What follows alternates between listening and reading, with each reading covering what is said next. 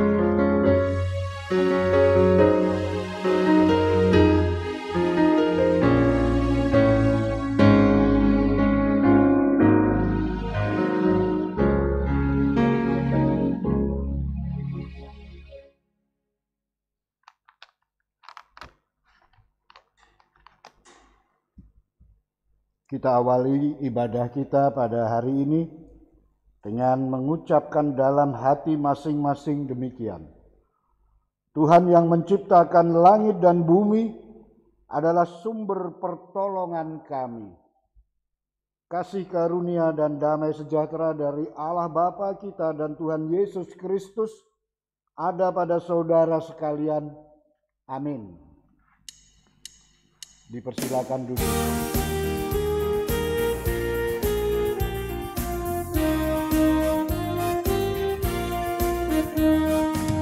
Kami puji dan diam, Dikau Allah yang besar, bagai bunga limas siang, hati kami pun mekar. Kabut dosa dan derita, kebimbangan telah sumber suka yang abadi di sinar-Mu menyerah.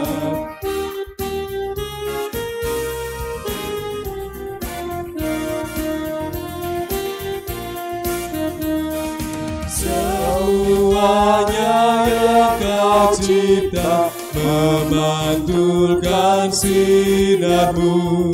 Para malaikat surya naikkan puji bagi-Mu. Pada hutan dan samudra, bukit, gunung dan lembah, maka satwa bergembira, ngajak kami pun serta.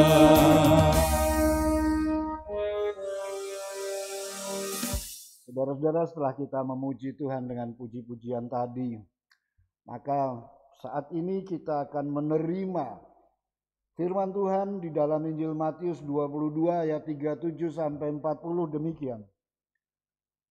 Jawab Yesus kepadanya, kasihilah Tuhan Allahmu dengan segenap hatimu dan dengan segenap jiwamu dan dengan segenap akal budimu. Itulah hukum yang terutama dan yang pertama. Dan hukum yang kedua, yang sama dengan itu ialah, kasihilah sesamamu manusia seperti dirimu sendiri. Pada kedua hukum inilah tergantung seluruh hukum Taurat dan kitab para nabi. Amin.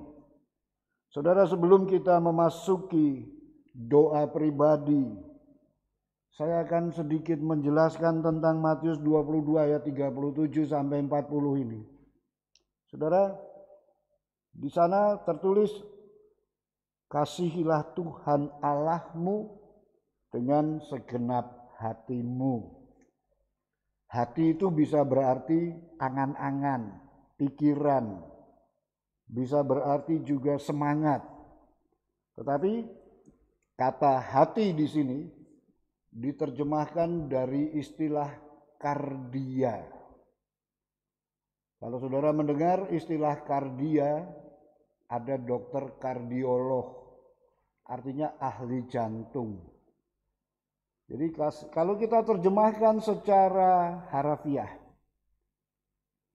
kasihilah Tuhan Allahmu dengan sepanjang denyut jantungmu. Padahal kasih di sini bukan dalam bentuk filia. Filia itu kasih persaudaraan, kasih transaksional. Kalau kamu mengasihi aku juga mengasihi kamu. Itu filia. Tetapi di atas semua itu ada kasih agape. Aku mengasihi kamu walaupun kamu membenci aku. Agape. Mampukah sepanjang denyut jantung kita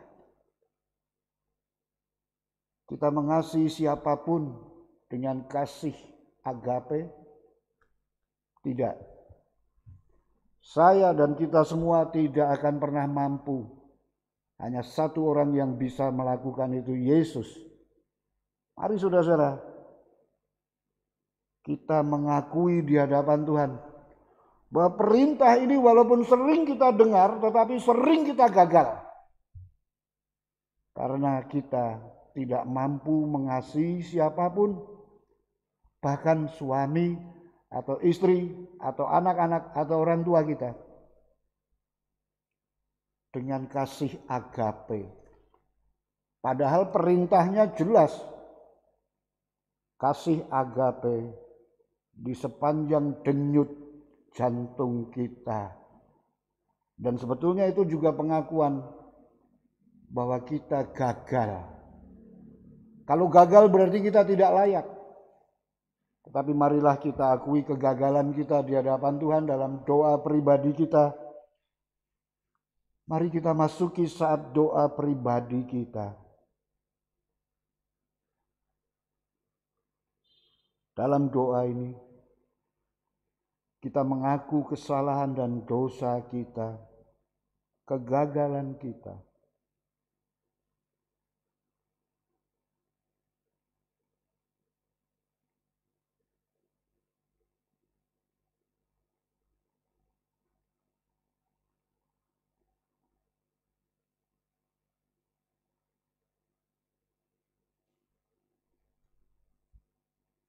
Ya Tuhan,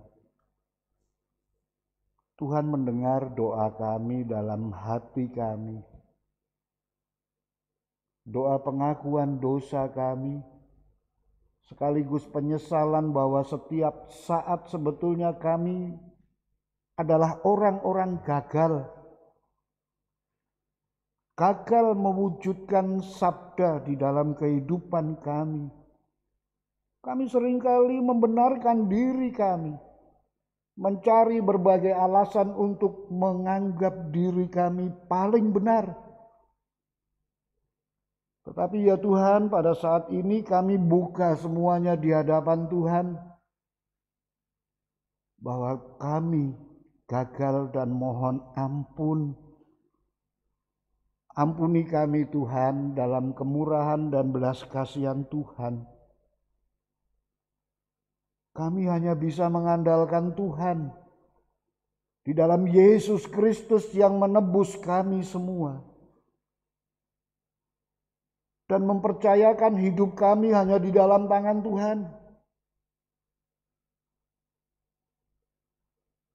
Kami serahkan hidup kami ke dalam tangan Tuhan. Demi nama Yesus Kristus. Amin. Saya mengundang saudara untuk berdiri. Mari kita arahkan hati kita. Setelah mengaku dosa di hadapan Tuhan, kita terima anugerah pengampunan yang demikian. Akulah dia yang menghapus dosa pemberontakanmu oleh karena aku sendiri. Dan aku tidak mengingat-ingat dosamu. Amin. Yesaya 43 ayat 25. Kita sambut sabda Tuhan tadi dengan nyanyian pujian dari KJ 387 bait 1 dan 2.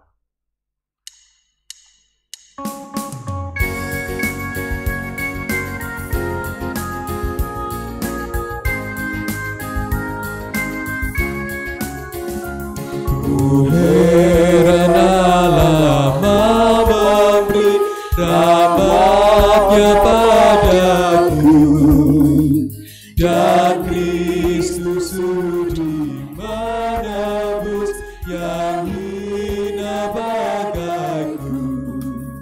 Namun ku tahu yang ku percaya, dan aku yakin kan kuasanya. Ia menjaga yang ku taruhkan hingga harinya kelak.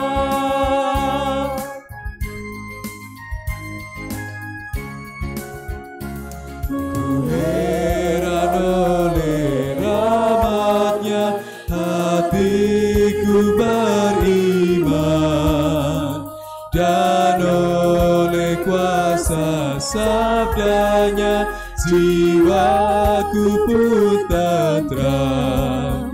Namun ku tahu yang ku percaya, dan aku yakin kan kuasanya. Ia menjaga yang ku taruhkan hingga harinya kelak.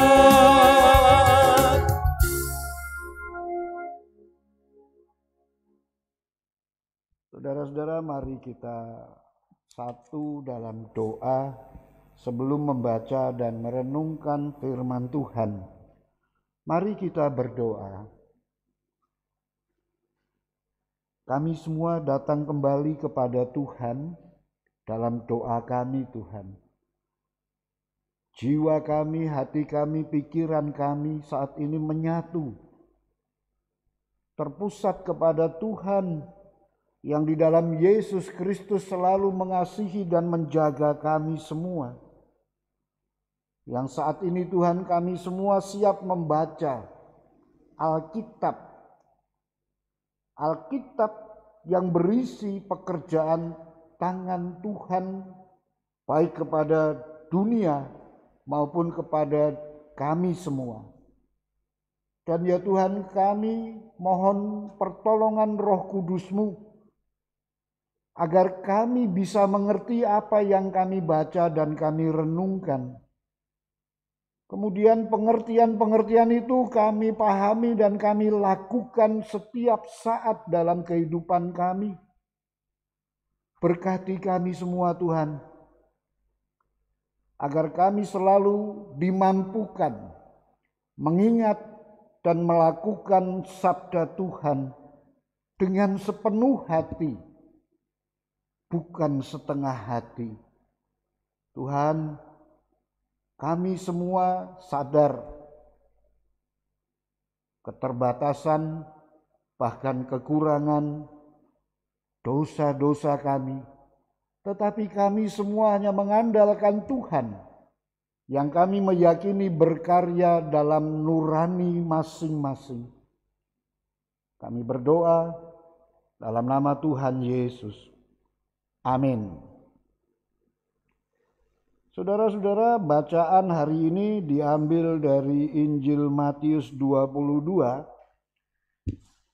Injil Matius 22 ayat 15 sampai 22. Injil Matius 22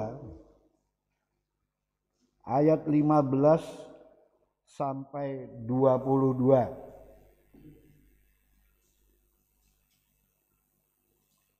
Perikop ini diberi judul tentang membayar pajak kepada kaisar. Kemudian pergilah orang-orang Farisi, mereka berunding bagaimana mereka dapat menjerat Yesus dengan suatu pertanyaan.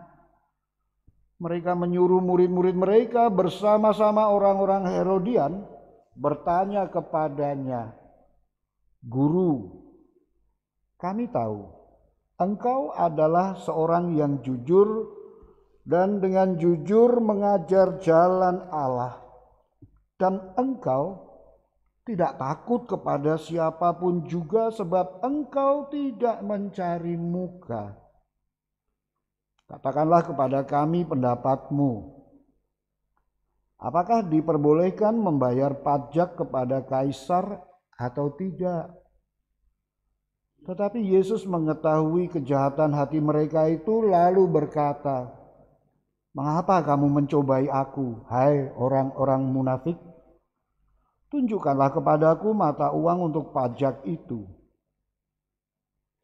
Mereka membawa suatu dinar kepadanya.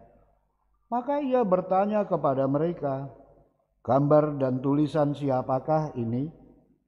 Jawab mereka, "Gambar dan tulisan kaisar." Lalu kata Yesus kepada mereka, "Berikanlah kepada kaisar apa yang wajib kamu berikan kepada kaisar, dan kepada Allah apa yang wajib kamu berikan kepada Allah." Mendengar itu heranlah mereka dan meninggalkan Yesus lalu pergi. Amin. Demikian sabda Tuhan kepada kita. Yang berbahagia adalah mereka yang mendengarkan firman Allah dan yang memeliharanya. Amin. Saudara-saudaraku yang dikasihi Tuhan, ayat 21 menjadi dasar buat kita semua untuk memetik pelajaran berharga dari bacaan kita hari ini. berikanlah kepada kaisar apa yang wajib kamu berikan kepada kaisar, dan kepada Allah yang wajib kamu berikan kepada Allah. Ini nats kita. Dari sini nanti kita akan mencoba memahami satu perikop. Lalu pemahaman itu bisa kita bawa pulang. Sedangkan tema hari ini adalah semua untuk Allah. Semua untuk Allah. Saudara, mari kita mulai dari bacaan kita. Tapi untuk memulai saya akan menyampaikan satu intro atau pengantar. Saudara masih ingat gempa bumi Aceh dan tsunami tahun berapa itu? 2004 ya. 2004 atau 2006? 2006 Jogja. 2004. Gempa bumi Aceh itu menelan jiwa banyak sekali, itu puluhan ribu jiwa, dan tsunami. Belum di negara-negara lain, puluhan ribu itu.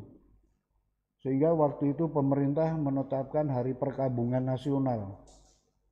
Banyak sekali. Tapi saudara-saudara, percaya atau tidak, nyatanya seperti ini.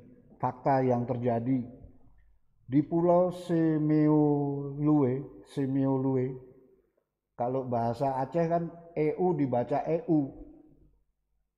Tapi kalau bahasa Sunda EU dibaca E. Nah, Aceh Semeulue di pulau itu dari 70.000 penduduknya yang dilaporkan hilang hanya 3. Padahal pulau itu di tengah-tengah Samudra Hindia. Dan samudra itu sumber dari gempa bumi dan tsunami. Nah,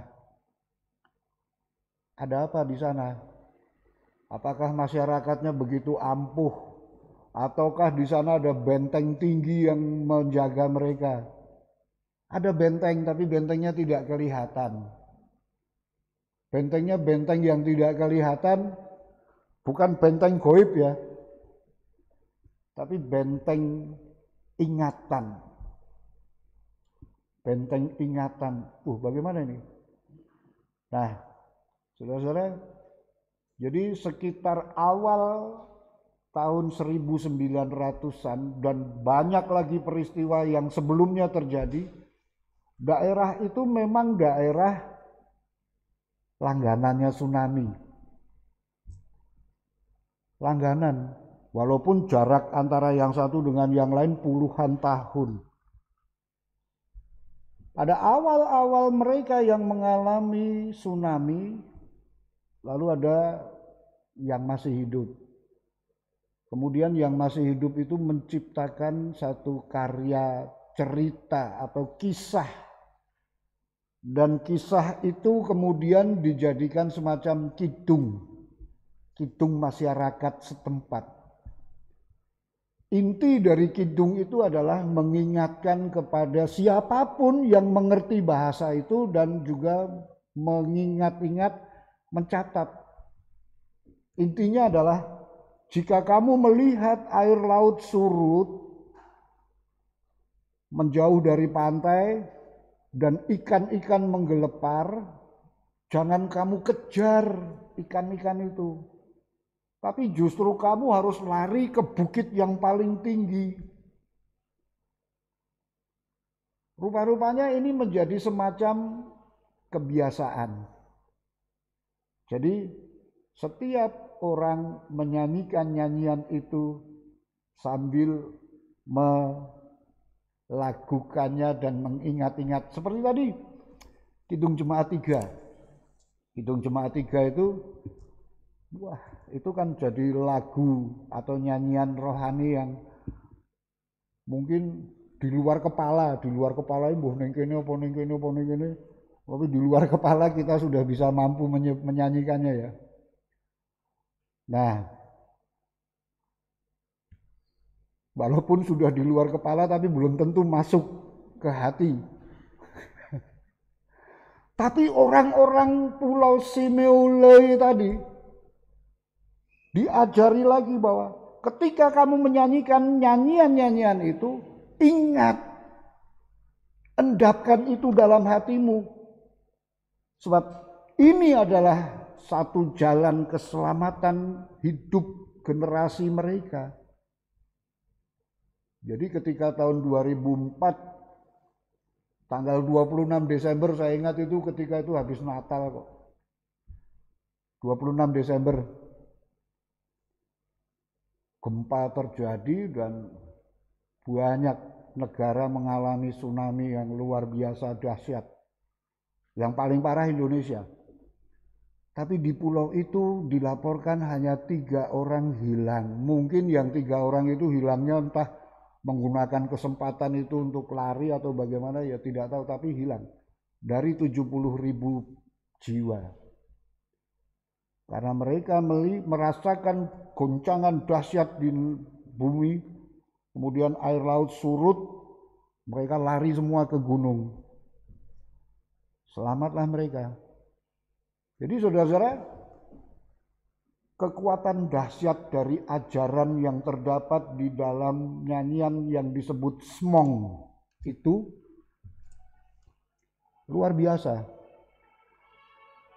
Ketika nyanyian itu mereka ulang-ulang, otak mereka seperti setting. Kalau lihat itu lari, lihat itu lari. Nah, akibatnya adalah mereka selamat. Dahsyat ya cerita itu ya. Betul.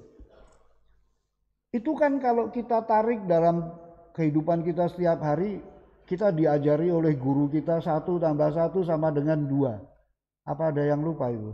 Nggak ada kan? Sampai hari ini kita tetap yakin bahwa 1 ditambah 1 sama dengan 2. Itu dahsyat juga itu. Jadi cerita, ajaran itu begitu masuk dalam perilaku kita. Nah saudara-saudara, jauh sebelum 1 tambah 1 sama dengan 2, jauh sebelum cerita Smong tadi, Matius juga memakai metode yang sama.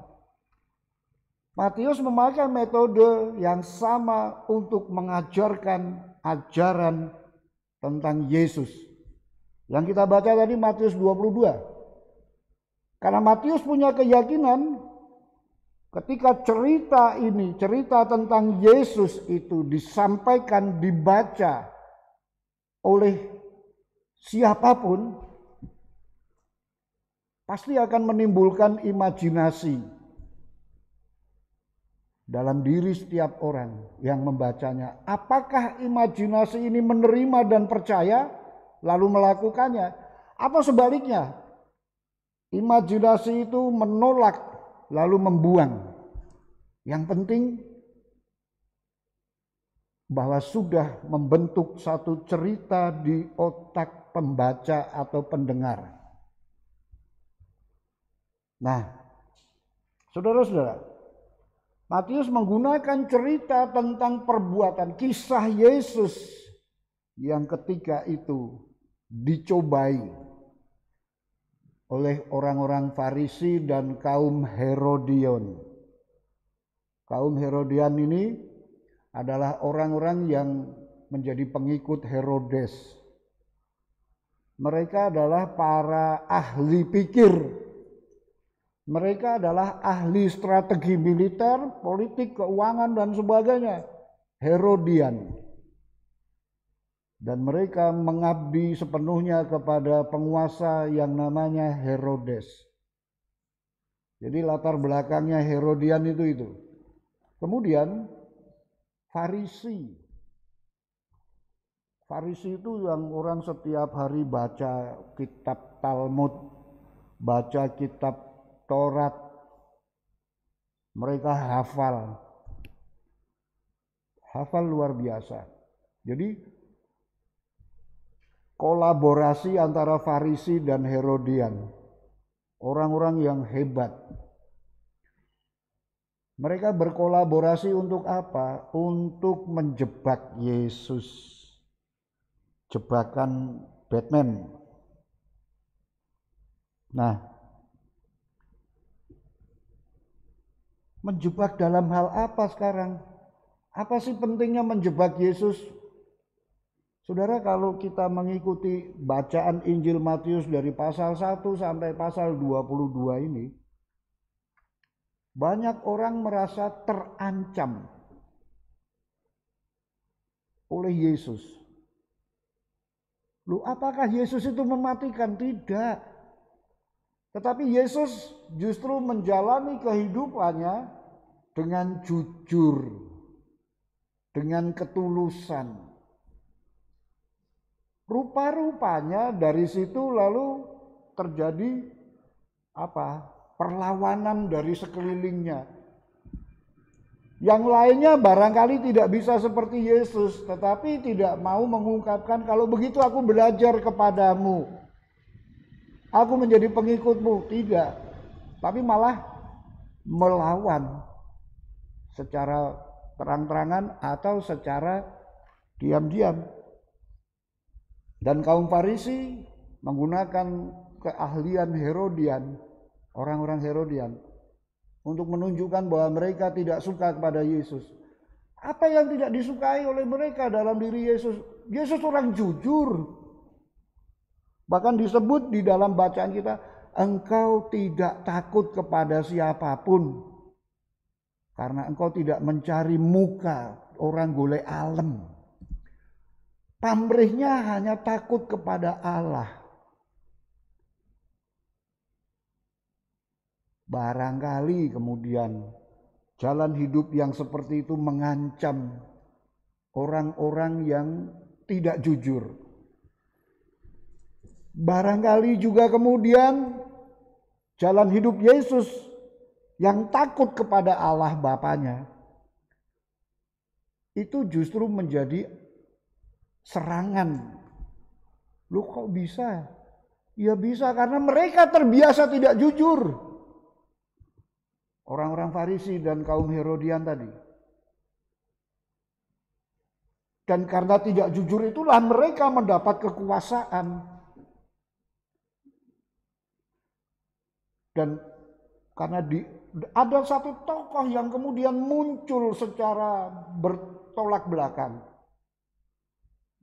Dan yang bertolak belakang ini justru menjalani perintah Allah. Nah, tentu saja ini ancaman loh. Nah, ini saudara-saudara yang terjadi pada waktu itu. Dan Matius menyampaikan ini kepada kita semua. Sekarang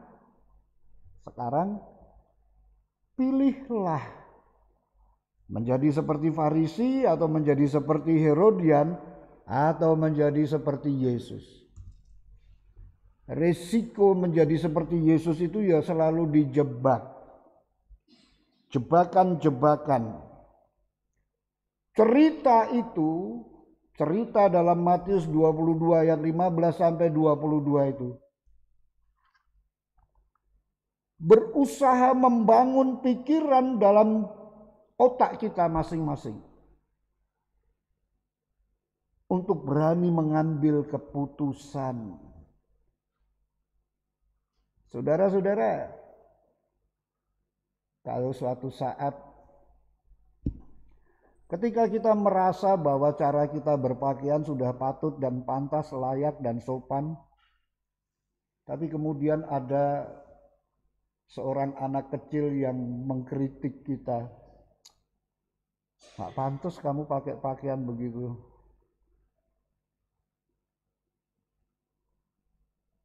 Apa yang kita rasakan? Tersengat ya, tersengat. Tapi kan ciri khas anak kecil seperti itu toh. Suatu saat pulang dari ujian, lapar sekali karena pagi tidak sempat sarapan, harus maju ujian. Sampai di rumah saya langsung buka tudung saji, saya loh ini. Kemudian ambil piring dan segone kira-kira buat 2 orang atau 3 orang, kuwi dadi nggo dhewe. Wah, saking laparnya kemudian langsung ambil sendok pertama, kedua, dan harus disusul sendok keempat, kelima, dan seterusnya. Tiba-tiba mata saya melihat di ujung meja sana ada mata anak kecil. Ternyata itu keponakan saya. Saya pikir keponakan saya akan senyum begitu ya. Waktu itu dia sekitar umur 4-5 tahun. Tapi yang dia ucapkan apa? Om tadi makan nggak sembayang. Wah, rasanya kayak tersengat, padahal kemarin ngajar sekolah minggu aku. Anak-anak sebelum makan lipat tangan dulu, tundukkan kepala dan berdoa ya. Aku dingono ke ibu bapak. Cah cilik kowe ngerti apa? Saya bilang gitu. Ya, karena lapar. Tapi kejujuran anak ini membuat saya seperti tersengat. Ya nanti doanya kalau udah habis makan membela diri kan, biasa. Nah, itu mekanisme kita, mekanisme manusia.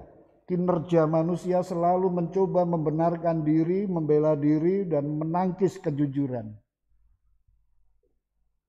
Nah saudara-saudara, kalaupun Yesus jujur, untuk siapa kejujurannya? Apakah demi kejujuran atau memang dia cari alam? Cari pujian? Tidak. Dia sedang menjalankan karya Allah di dalam dirinya. Ketika setelah berpuasa 40 hari 40 malam, lalu dia dicobai dan dia menetapkan bahwa manusia hanya hidup dari firman Allah. Injil Matius 4 begitu toh. Nah, disitulah diproklamasikan ketika kita mengandalkan Tuhan Allah, jalani hidup ini. Memang tidak mudah, tetapi bukan berarti tidak bisa. Ada konsekuensi, ada resiko. Nah, pada zaman sekarang kita lebih banyak diuntungkan dengan kemajuan-kemajuan teknik berbicara. Bukan untuk membenarkan ketidakjujuran kita, tetapi untuk memikirkan cara bagaimana kejujuran ini jangan sampai melecehkan orang lain. Bagaimana kejujuran itu jangan sampai membuat orang terluka. Itu bisa kita tempuh atau kita pelajari cara-caranya. Nah, rupa-rupanya kebablasan manusia zaman sekarang itu. Ya. Kebablasan maksudnya ya jujur apa adanya. Tetapi seringkali kebablasan contohnya begini. Sekarang ini kan banyak pemakaman Kristen ya. Pemakaman Kristen di tepi sungai, dia bilang gini, pakai istilah apa? Heavenly Riverside. Wah, nganggo bahasa Inggris neng yo jan-jane kuburan. Heavenly Riverside. Surga di tepi sungai katanya begitu.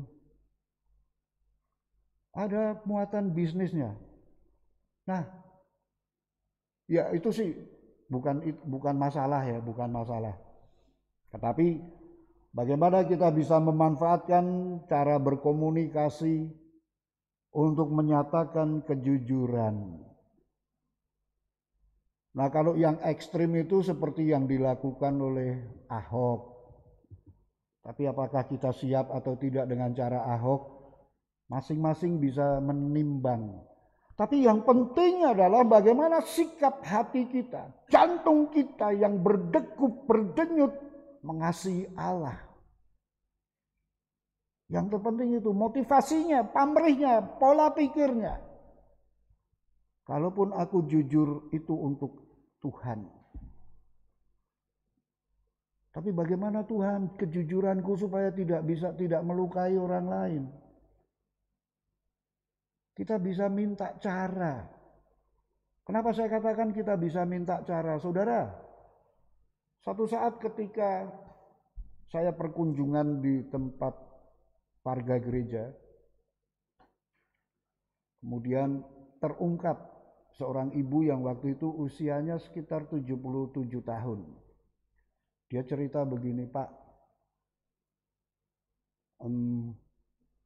saya itu setiap hari kalau malam itu saya berdoa. Doa saya begini, Gusti,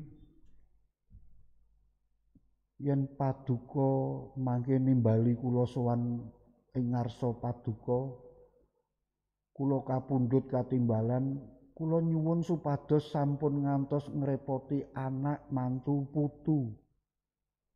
Itu tiap hari dia minta begitu.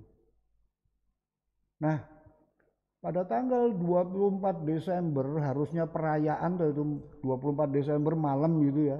Biasanya di gereja-gereja kan dipakai sebagai kebaktian malam kudus. Pulang dari gereja itu, ketika sedang duduk itu, dia dipanggil Tuhan. Walaupun dia punya sakit jantung, walaupun dia punya berbagai macam sakit, tapi nggak sempat masuk rumah sakit. Apa yang dia minta kepada Tuhan dijawab oleh Tuhan. Jadi dari satu contoh itu kan sebetulnya kita bisa belajar. Banyak hal-hal mendasar yang kita seringkali lupa berkomunikasi dengan Tuhan. Seolah-olah itu semacam ya pasti Tuhan sudah tahu lah. Oh, tidak. Kita sebutkan secara detail supaya kita dikasih cara oleh Tuhan untuk menyatakan bahwa jika aku memiliki, maka semua itu untuk Tuhan. Sekali saja kita merasakan itu terjadi, maka kita akan terus-menerus mengandalkan Tuhan dalam kehidupan kita. Dia begitu akrab kok. Dia begitu dekat dengan kita. Jadi saudara-saudara, mari kita petik pelajaran dalam setiap kesempatan. Ketika cerita tentang Yesus itu kita ulang-ulang di dalam ingatan kita, maka cerita itu akan mempengaruhi jalan pikiran kita, cara kita mengambil keputusan, dan cara kita menjalani kehidupan bersama dengan Dia. Salah satu cara bagaimana Dia hidup di dalam diri kita untuk mengetahuinya adalah cobalah ingat-ingat Dia. Bukankah Anda suka kalau diingat oleh orang-orang yang mengingat Anda? Suka nggak? Wah, aku ingat orang itu baik sekali. Atau Anda suka bercerita, biyen kayak zamane Suwargi ini itu, wah berkesan sekali ketika ia memimpin PA, ia mengajarkan nyanyian. Senang loh itu yang bersangkutan.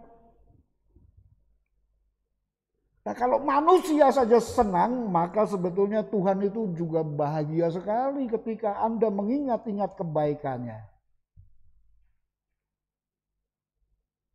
Anda suka toh kalau diingat, aku mbiyen ora ditulungi Pak Kai, mesti wis kentir. Kentir dudu kentir ya. Kentir itu ngendang melu banjir ngono lho. Mungkin menderita atau mungkin tewas. Tapi karena dia dipakai oleh Tuhan, maka selamatlah saya. Mengingat-ingat itu luar biasa dahsyat kekuatannya.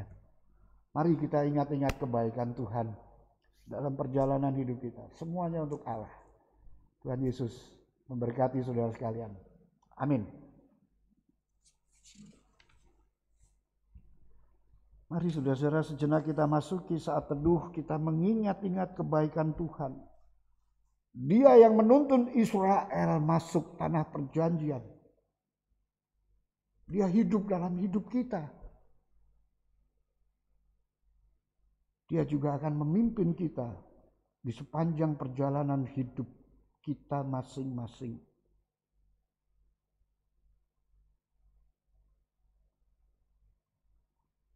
Saat teduh selesai, saya mengundang saudara sekalian untuk berdiri dan marilah bersama dengan orang-orang suci, orang-orang kudus di sepanjang zaman dan di segala tempat kita mengucapkan pengakuan iman menurut pengakuan iman rasuli.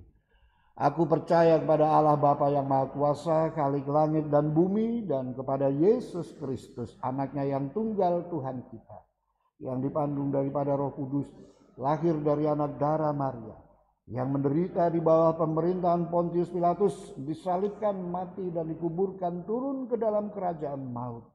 Pada hari yang ketiga bangkit pula dari antara orang mati, naik ke surga, duduk di sebelah kanan Allah Bapa yang Maha Kuasa, dan akan datang dari sana untuk menghakimi orang yang hidup dan yang mati. Aku percaya pada Roh Kudus, gereja yang kudus, dan persekutuan orang kudus, pengampunan dosa, kebangkitan daging, dan hidup yang kekal. Saudara dipersilakan duduk. Mari kita satu dalam doa syukur dan syafaat kita. Mari kita berdoa. Bapa kami di sorga, sungguh dahsyat sabda Tuhan kepada kami, mengingatkan kami tentang tindakan Yesus, sikap perilaku setiap hari. Yesus yang menjadi sumber kekuatan, inspirasi, dan juga motivasi kami untuk tetap mengenang Tuhan dalam kehidupan kami. Seringkali kami hanya disibukkan dengan urusan-urusan duniawi, tapi lupa mengingat Tuhan. Dan saat inilah ya Tuhan, Tuhan menyegarkan kami. Mampukan kami untuk mencatat itu dalam hati kami dan mengingat-ingat kebaikan Tuhan serta memuji Tuhan dalam tindakan dan sikap hidup kami setiap hari. Ya Tuhan, Bapa Sorgawi, terima kasih atas sabda Tuhan untuk kami semua. Dan saat ini Tuhan, kami satukan hati kami, memohon berkat kebaikan Tuhan bagi saudara-saudara kami yang sakit, baik yang dirawat di rumah sakit maupun dirawat di rumah masing-masing. Tolong Tuhan berikan sembuh dan sehat. Juga ya Tuhan, kami datang kepada Tuhan dengan memohon kebaikan Tuhan bagi saudara-saudara kami yang saat ini di luar kemampuan, di luar kesadarannya, terjangkit infeksi COVID-19. Tuhan, kami serukan nama Tuhan untuk saudara-saudara kami ini agar kekebalan tubuhnya meningkat. Dengan demikian, oleh karena berkat Tuhan, saudara-saudara kami ini juga sembuh dan sehat, diluputkan dari mara bahaya oleh karena nama Tuhan hidup di dalam dirinya. Kami serahkan ya Tuhan saudara-saudara kami ini dalam tangan Tuhan.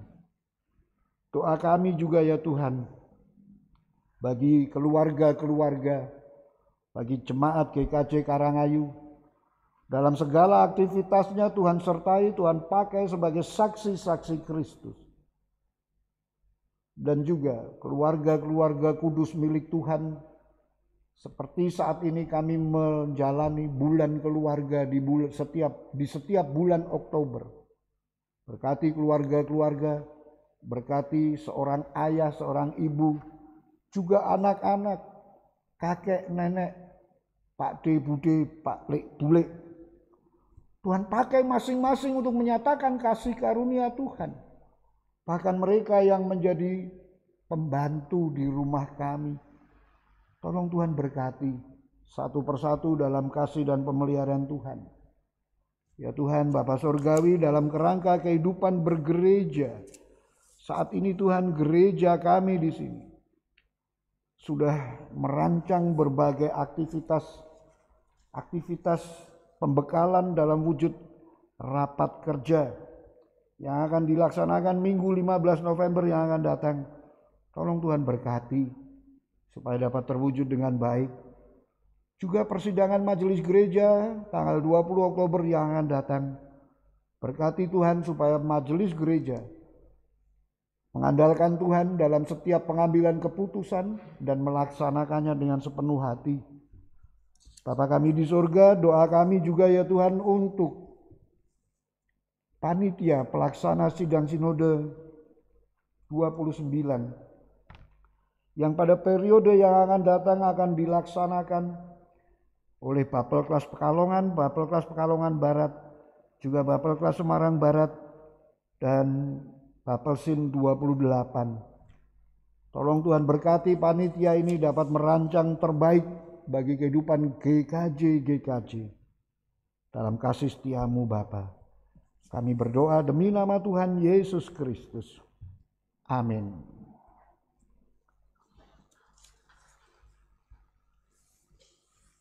Saudara-saudara, saat ini kita bersyukur atas penyertaan dan berkat Tuhan. Landasan dari syukur kita akan kita alaskan pada surat Roma 11 ayat 36.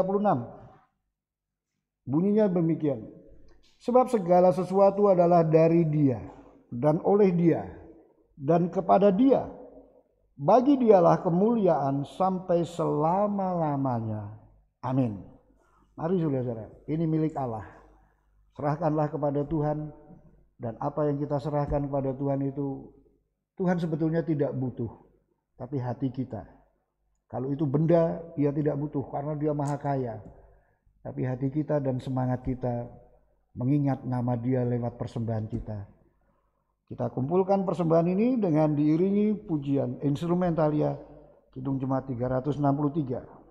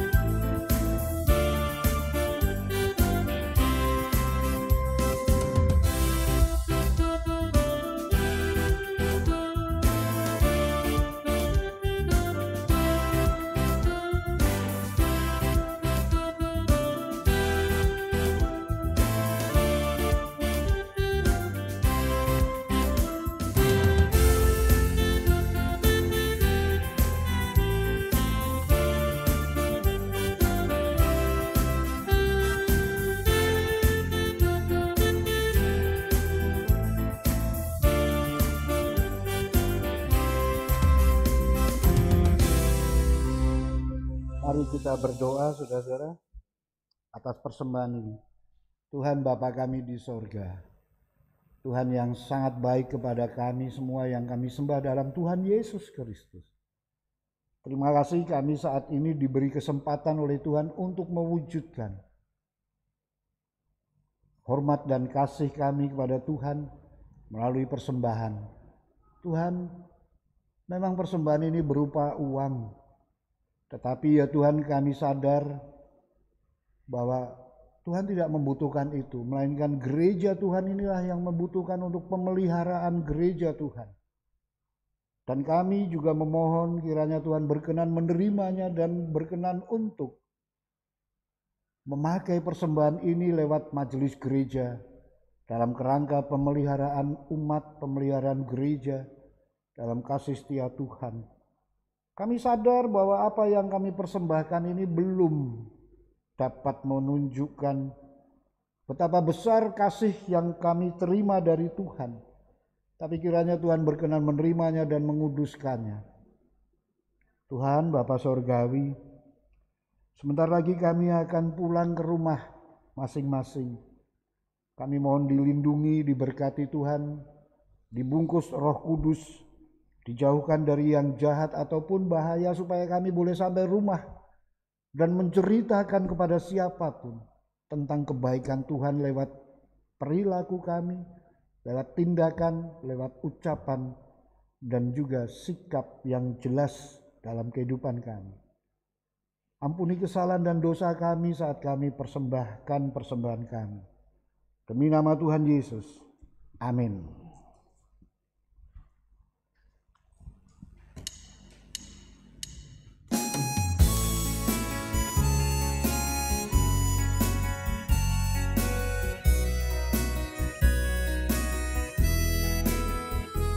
Ya Yesus, ku berjanji setia padamu. Ku minta kau selalu dekat ya Tuhanku. Di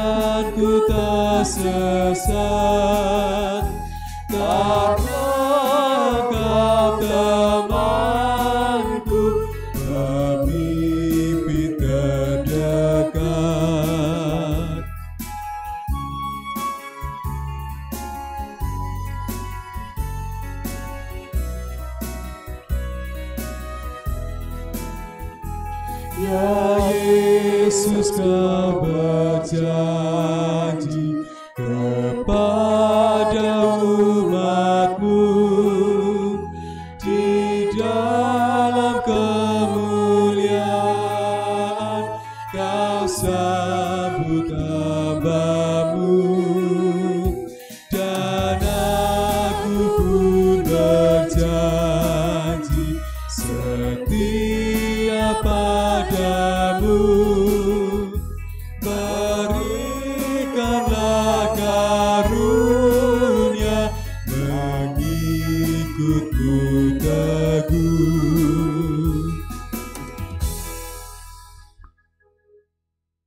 Saudara-saudara, pulanglah ke rumah masing-masing. Ingatlah bahwa Tuhan Yesus mengutus kita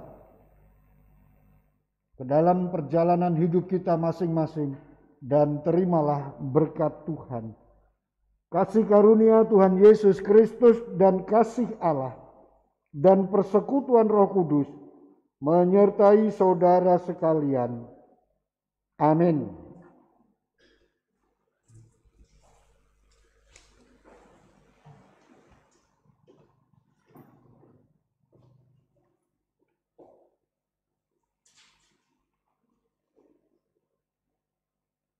Kemudian